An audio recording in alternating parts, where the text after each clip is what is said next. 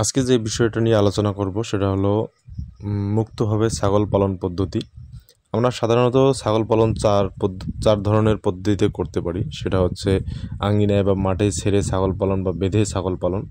এই পদ্ধতিতে মূলত 2টি বা 5টি ছাগল লালন পালন করতে পারবেন। এবং দ্বিতীয় হচ্ছে মুক্তভাবে ছাগল পালন, আর হচ্ছে আধা নিবিড় পদ্ধতিতে ছাগল পালন এবং নিবিড় পদ্ধতিতে ছাগল পালন। মূলত বাংলাদেশে আমি যেহেতু বাংলাদেশি, সেটা হচ্ছে বাংলাদেশের প্রেক্ষাপটে এই 4 ধরনের পদ্ধতিতে আমরা ছাগল লালন পালন করতে পারি। আঙিনায় বা মাঠে ছেড়ে ছাগল পালন বা বেঁধে ছাগল পালন, এই পদ্ধতিতে মূলত আমরা পারিবারিক খামার হিসেবে যে এগুলো ছাগল লালন পালন করি 2 থেকে 5টি এইভাবে করতে পারি। সেক্ষেত্রে মাঠে ছেড়ে যদিও দেই, সেক্ষেত্রে আমাদের অবশ্যই খেয়াল রাখতে হবে যাতে কারো ফসল নষ্ট না করে বা নিজের ফসলও নষ্ট না করে, এই দিকে আমাদের যথেষ্ট খেয়াল রাখতে হবে।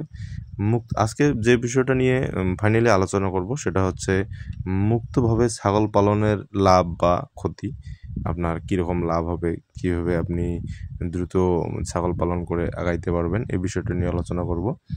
তো ফাইনালি আপনাকে সিদ্ধান্ত নিতে হবে যে আপনি কোন পর্যায়ে বা কোন আবহাওয়া পরিবেশের সাথে সম্পৃক্ত, আপনার এলাকায় এরকম জায়গা আছে কিনা বা নিজের জায়গা আছে কিনা সেটাও দেখতে হবে।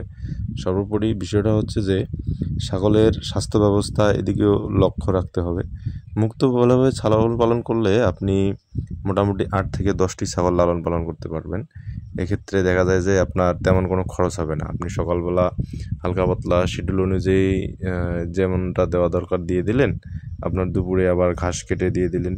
যদি তা না হয়, আপনার যদি ওই মুক্তভাবে ছাগল পালন করার জন্য যে যতটুকু জায়গা দরকার, বা দেখা যায় যে অনেক এলাকায় আছে পাহাড়ি জায়গা, সেখানেও খাওয়াইতে পারেন। তারপর আপনার বড় পুকুর পাড়, এখানেও ছেড়ে দিলে সুন্দর খাইতে পারবে, কোনো সমস্যা নেই। আর সর্বোপরি বিষয় হলো আমাদের ছাগলের যে মরণব্যাধি রোগটা আছে, এটাকে আপনার দেখা লাগবে। ছাগলের স্বাস্থ্য ব্যবস্থা, মানে মোট কথা হলো স্বাস্থ্য ব্যবস্থার দিকে ভালো নজর রাখতে হবে। আমাদের দেশে মূলত পিপিআর, নিউমোনিয়া, কৃমিতে বেশি আক্রান্ত হয়। এছাড়াও পিপিআর, পোর্টপক্স, একথাইমা, তারপর হচ্ছে তরকা, নিউমোনিয়া, কৃমি, এগুলো রোগে ছাগল বেশি আক্রান্ত হয়। এদিকটাতে আপনাকে খেয়াল রাখতে হবে।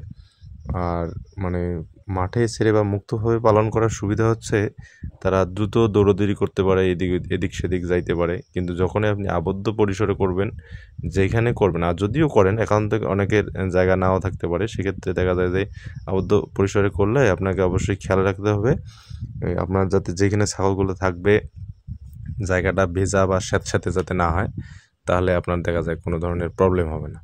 আর যদি এরকম কিছু হয় তাহলে এই যে নিউমোনিয়া, কৃমি, এগুলো দ্রুত আক্রান্ত করবে। আবার আপনার যদি স্যাঁতস্যাঁতে জায়গায় খাবার পরিবেশন করেন, সেক্ষেত্রে খাবারের কারণে পিপিআর ধরতে পারে। আপনার ফুড পয়জনিং হলে এটা মারাত্মক মানে পিপিআর ছাগলের জন্য পুরো মরণব্যাধি রোগ হিসেবে আর কি, মানে ধরলে ম্যাক্সিমামই ছাড়ে না আর কি, এরকম একটা পজিশন। নর্মালি সাধারণত আমরা যেটা খাওয়াবোই, সমস্যা নেই।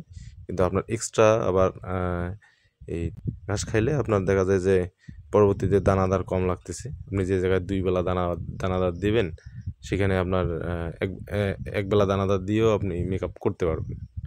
আবার চলাফেরা করলে ছাগলের স্বাস্থ্য ব্যবস্থার মানে পর্যাপ্ত করতেছে, হুটহাট এবং দ্রুত বৃদ্ধিকরণ হবে। যাই হোক, সবাইকে ধন্যবাদ।